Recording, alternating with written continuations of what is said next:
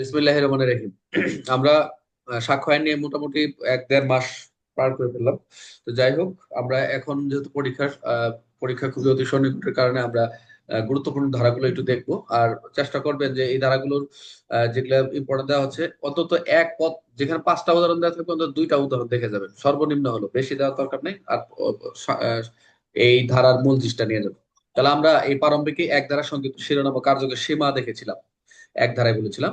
আর এই আইন সাক্ষ্য আইন নামে পরিচিত বাংলাদেশে প্রযোজ্য, ওখানে আর কিছু কিছু হেডলাইন আমরা এমসিকিউ দেখেছিলাম যে কোন কোন ক্ষেত্রে প্রযোজ্য, কোন কোন ক্ষেত্রে প্রযোজ্য না। তিন ধারা ক্ষেত্রে তিন ধারা ক্ষেত্রে আমরা কিছু ব্যাখ্যা সঙ্গে আমরা যা পড়ছি প্রাসঙ্গিক বিষয়, যা হচ্ছে বিচার্য বিষয়ের সাথে সম্পর্কিত। আর বিচার্য বিষয় যে মূল বিষয় আদালত নির্ধারণ করবে। আর এখানে কি কি পড়লাম? দলিল ক্ষেত্রে বলছি লিখিত মুদ্রিত কিছু ডিজিটাল রেকর্ড পেয়েছি। স্বাক্ষর ক্ষেত্রে মৌখিক এবং দলিল দুইটা বিষয় পেয়েছি, একটা মৌখিক আর একটা দলিল। স্বাক্ষর ক্ষেত্রে সাক্ষী যে ব্যক্তি সাক্ষ্য দেয়, এটা পরীক্ষায় এমসিকিউ আসবে। প্রমাণিত, অপ্রমাণিত, মিথ্যা প্রমাণিত, যেটা আমরা তিন ধারে পেয়েছি। প্রমাণিত আদালত বিশ্বাস করেছে যে অস্তিত্ব আছে, অপ্রমাণিত আদালত বিশ্বাস করেন অস্তিত্ব নেই, মিথ্যা বিপরীত প্রমাণ হয়েছে। ডিজিটাল রেকর্ডের ক্ষেত্রে কম্পিউটার, মোবাইল, সিসিটিভি ফুটেজ যা যা দরকার এই রেকর্ডের ক্ষেত্রে অন্তর্ভুক্ত হবে। ডিজিটাল স্বাক্ষরের ক্ষেত্রে ইলেকট্রনিক মাধ্যমে দেওয়া সংরক্ষিত যে সকল স্বাক্ষর, আমরা এগুলো পড়েছি আগেও, এগুলো দেখছি। ডিজিটাল স্বাক্ষরের সনদের ক্ষেত্রে বলেছিলাম যে অনুমোদিত কর্তৃপক্ষ প্রদত্ত যদি সার্টিফিকেট দেওয়া হয়, সেগুলো হচ্ছে ডিজিটাল স্বাক্ষরের সনদ হিসেবে গ্রহণযোগ্য হবে।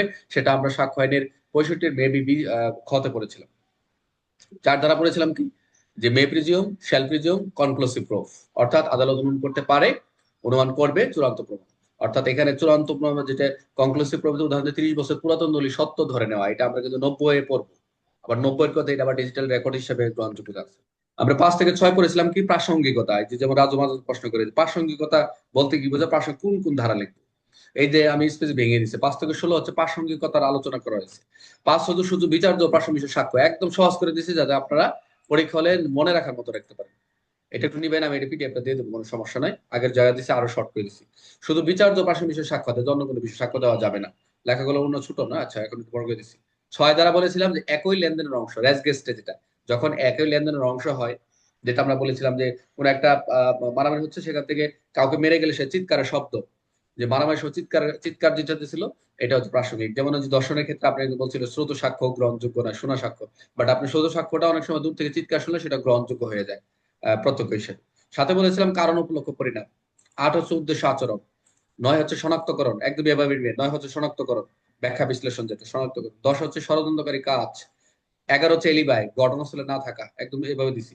12 ক্ষতিপূরণ নির্ধারণ। 13 হচ্ছে অধিকার প্রথা। 14 মানসিক অবস্থা। 15 দুর্ঘটনা না ইচ্ছাকৃত ছিল।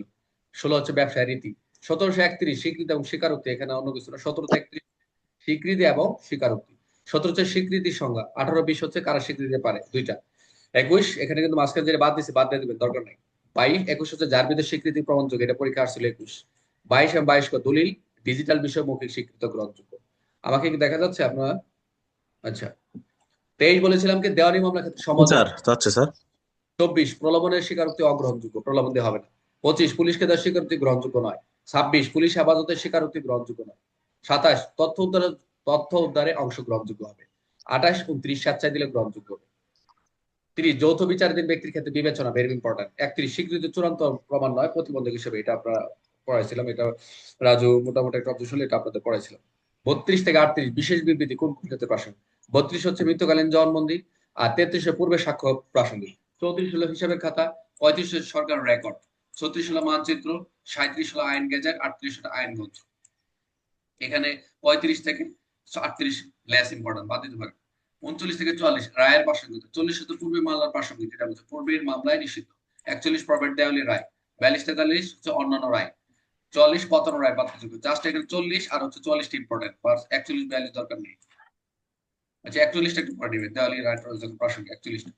আচ্ছা 45 থেকে 51 এখানে আবার আমাদের কিছু সংশোধন হয়েছে। 45 বিশেষজ্ঞ। 45 ফরেন্সিক। 47 হস্তাক্ষর। 47 ডিজিটাল স্বাক্ষর। 50 আত্মীয়তা। 51 হচ্ছে মতের কারণ, মতের হেতু যেটা। 52 থেকে 50 চরিত্র বিষয় সংক্রান্ত, ক্যারেক্টার। দেওয়ানের চরিত্র সবসময় কি অপ্রাসঙ্গিক, কিন্তু ফৌজদারি পূর্ব সচ্চরিত্র প্রাসঙ্গিক। তারপর হচ্ছে ক্ষতিপূরণ চরিত্রের বিবেচ্য, যেটা 55 দেখছে। 56 থেকে 58 প্রমাণের প্রয়োজন নেই, আদালত স্বীকৃতি বিষয় প্রমাণ করা প্রয়োজন নেই, স্বীকৃতি বিষয় প্রমাণ করতে হয় না। 59 থেকে 73 ভেরি ইম্পর্টেন্ট, এই চ্যাপ্টারটা ভেরি ইম্পর্টেন্ট। 60 হচ্ছে প্রত্যক্ষ সাক্ষ্য, 61 থেকে 65 প্রাথমিক মাধ্যমিক সাক্ষ্য প্রমাণ করার জন্য, যে 61 62 63 64 এভাবে ছোট ছোট করে পড়ে যাবেন এখান থেকে। 65 ক খ ডিজিটাল প্রমাণ, ক খ দুইটাতে ডিজিটাল প্রমাণের কথা বলা হয়েছে। 67 স্বাক্ষর প্রমাণ করার জন্য। 73 স্বাক্ষরের তুলনা, এটা ইম্পর্টেন্ট। 73 যে এটা স্বাক্ষর কিভাবে তুলনা করবে, এই স্বাক্ষরটা ওই ব্যক্তি কিনা।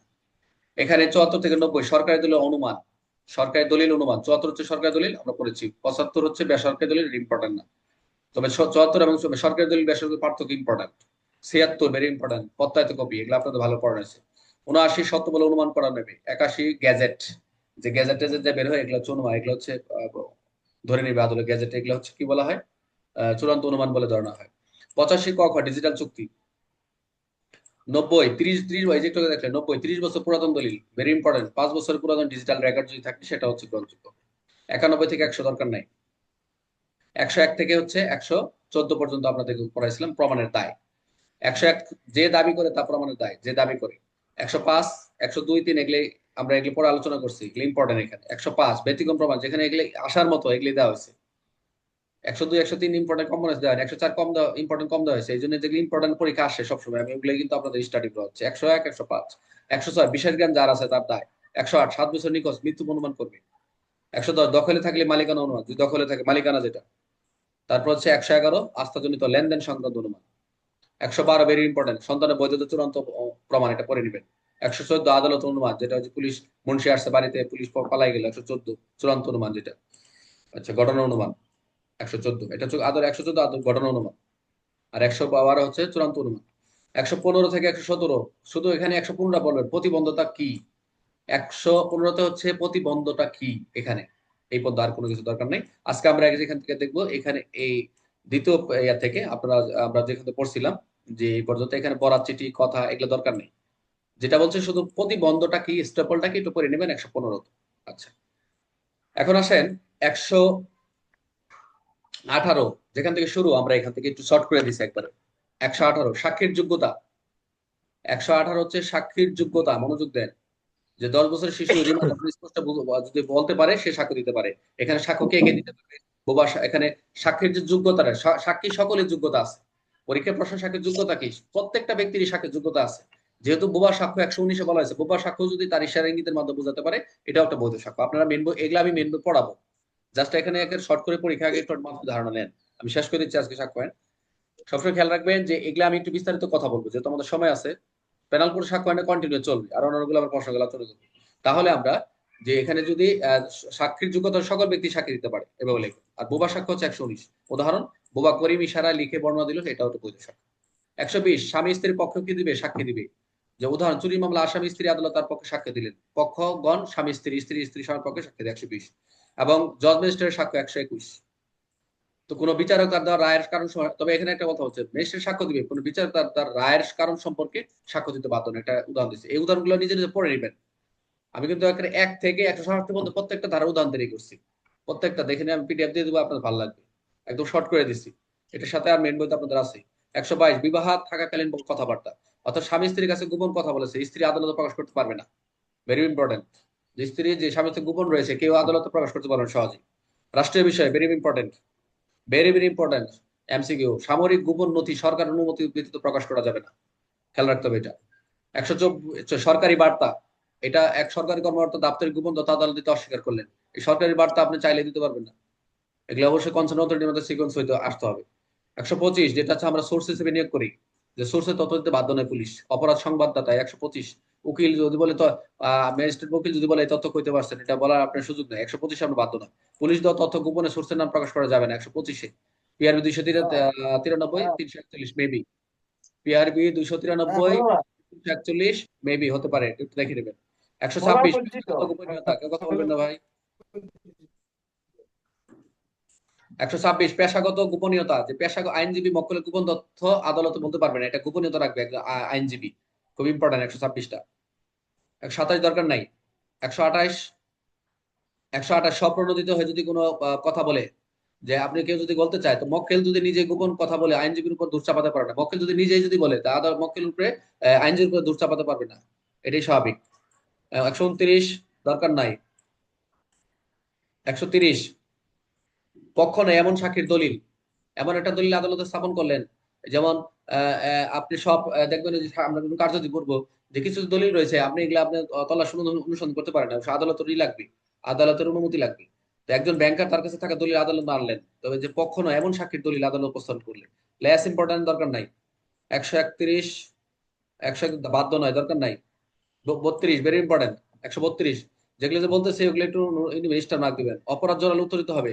কাউকে যদি মনে করেন আপনি জানেন এমন একটা কথা বলবেন, এই যে আমরা সাক্ষ্য আমরা যে 161 গ্রহণ করি, এমন কোনো প্রশ্ন করবেন না, এমন কোনো প্রশ্ন করবেন না যেটা হচ্ছে তার ফৌজদারির সাথে জড়িত করতে পারে সাক্ষীকে, না, এটা করা যাবে। তো এটা আদালতের যেহেতু বিষয়, সাক্ষী নিজে দোষ পেলেও দোষ প্রকাশ পেলেও প্রশ্ন উত্তর দিতে বাধ্য। মানে এমন কোনো কোশ্চেন করবেন যদি সে অপরাধ অপরাধ জড়িয়ে পড়তে পারে এমন কোনো বিষয় নেই। তবে যদি সে মিথ্যা সাক্ষ্য দেয় তার বিরুদ্ধে ব্যবস্থা নেওয়া যাবে। এটা হচ্ছে 132। আপনারা দেখবেন একটু মেইন বইটা একটু রিডিং করবেন, দেখবেন ভালো লাগবে। এটা খুবই চমৎকার একটা ধারা, এই 132টা খুবই চমৎকার একটা ধারা। Very very important. 133 পরীক্ষা, দুষ্কর্মের সহযোগী কারা?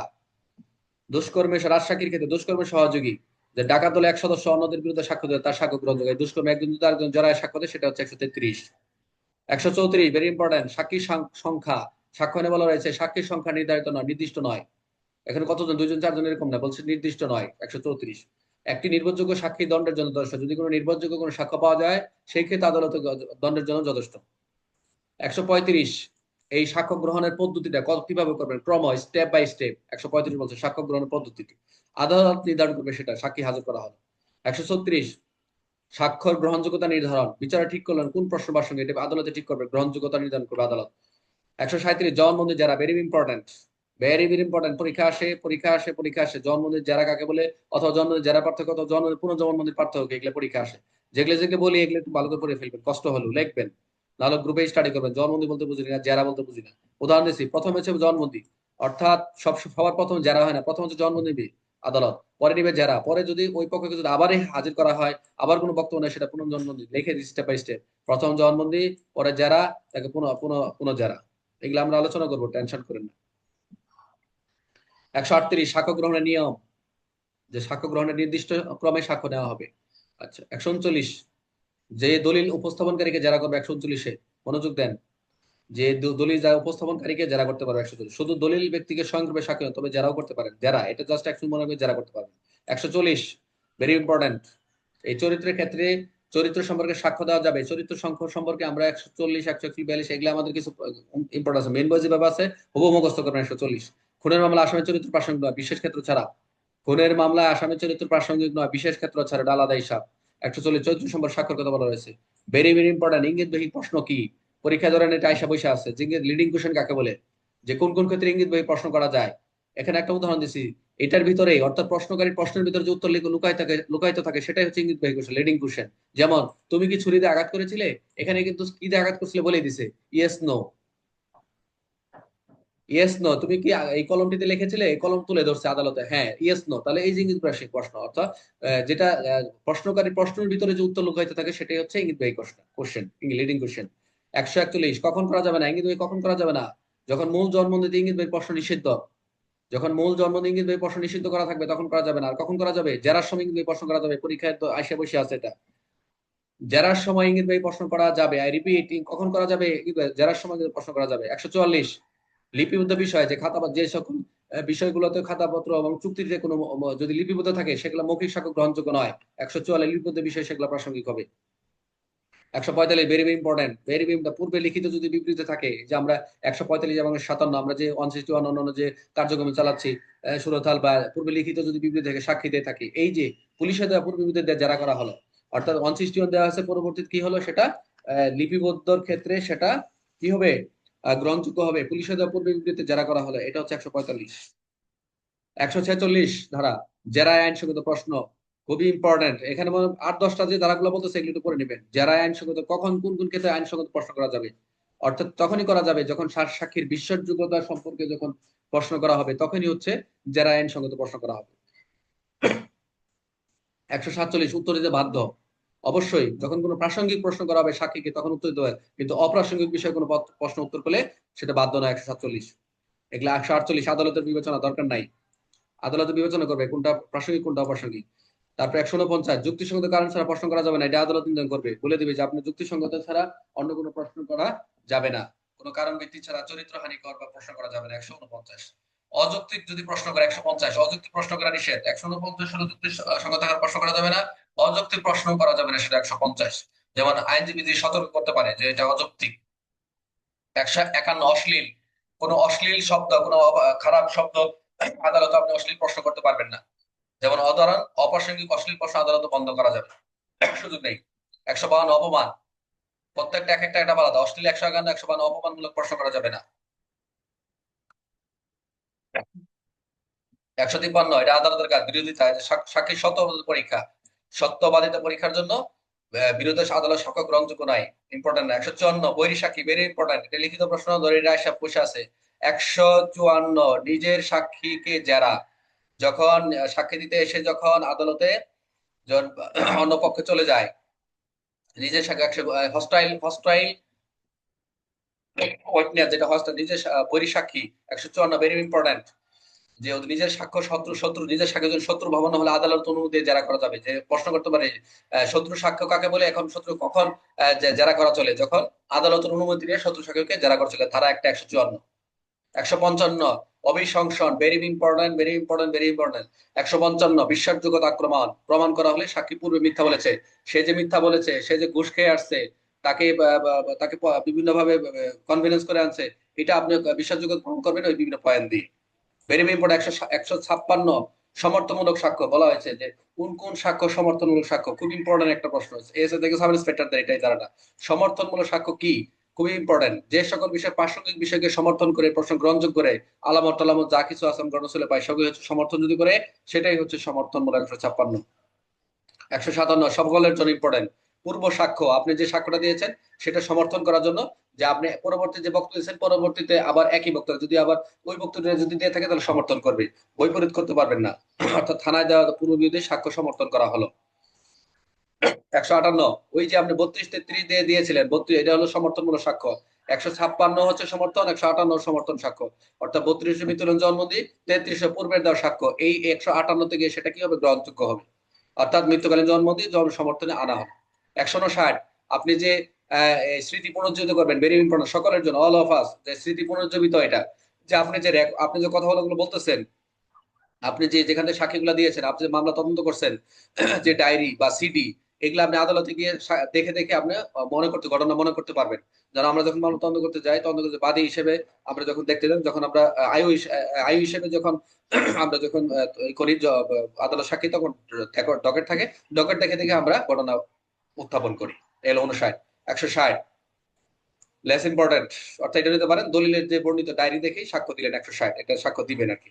161 শুধু আপনি সাক্ষী দিবেন না, যে সাক্ষী দেখেছে বলেছে অন্য পক্ষেও, বিরোধী পক্ষ আপনার এই যা কিছু আছে সাক্ষীটাকে, যে দলিলাদি এগুলো তারা দেখতে পারে, তারাও এগুলা সিডি মিডি যদি মনে করে যে অন্য পক্ষ তারা দেখতে পারবে, বিরোধী পক্ষেরও কিন্তু অধিকার রয়েছে। এই যে আপনার 160 তারাও দেখে, তারা অধিকার রয়েছে। 161 আর 162 দলিল উপস্থাপন, লেস ইম্পর্টেন্ট, আদালতে যেসব দলিল হাজির করে, 162 দরকার নাই। 163 দলিলের নোটিশের দলিলের ব্যবহার, এটাও দরকার নেই। 164 দরকার নাই। 165 জজের প্রশ্ন করার ক্ষমতা, সবসময় খেয়াল রাখবেন যে জজের যে কোনো প্রশ্ন করতে পারে। এই 165-তে সত্য উদ্ঘাটনে বিচারক যে কোনো প্রশ্ন করতে পারে। 166-তে এই জুরি থাকবেন, যিনি অ্যাসেস থাকবেন, তিনিও সেখানে প্রশ্ন সেখানে যেখানে যেরকম প্রযোজ্য, লেস ইম্পর্টেন্ট। 167 ভেরি ইম্পর্টেন্ট, ভুল সাক্ষ্য গ্রহণ নতুন বিচার নয়, যদি ভুল গ্রহণ করে সাক্ষ্য গ্রহণ কোনো সিদ্ধান্ত দিয়ে দেয়, সামান্য ত্রুটি কারণে কোনো বিচার বাতিল করা যাবে না। বুঝতে পারছেন, যে সামান্য ত্রুটির কারণে পুরো বিচার ভুল হয়ে গেছে কিন্তু দিয়ে দিছে, একটা সিদ্ধান্ত দিয়ে দিছে 168, কিন্তু সামান্য ত্রুটি, তবে নতুন করে বিচার যে দিয়ে দেয় সেটা বাতিল করার সুযোগ নেই। এই ছিল মোটামুটি আমাদের 167। আমাদের এখন আমরা একটু আর একটু রিপিট করবো গল্প আকারে, মোটামুটি যেগুলো ইম্পর্টেন্ট বলছি, আপনারা এর মধ্যে 168-এর মধ্যে আপনারা একটু দেখে নিবেন, আমি পিডিএফ গুলো দিয়ে দেবো ইনশাল্লাহ।